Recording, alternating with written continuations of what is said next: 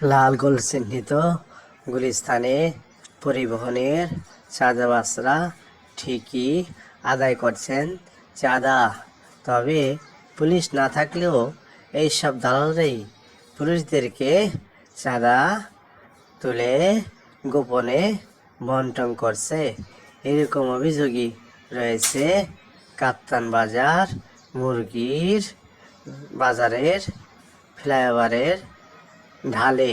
তবে প্রতিদিনই লাখ লাখ টাকা চাঁদা আদায় করছে সড়ক পরিবহন সমিতির লোকজন ও বিভিন্ন পরিবহনের দালালরা, যা 30শে এপ্রিল সরেজমিনে এইসব দালালদের দেখা গেছে লাল চিহ্নিত দাগে যারা রয়েছেন সকলেই তারা পরিবহন থেকে চাঁদা আদায়কারী।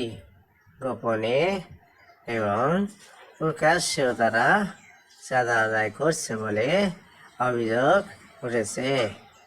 জানতে চাইলে সড়ক পরিবহনের এই কর্মীরা বলেন, আমরা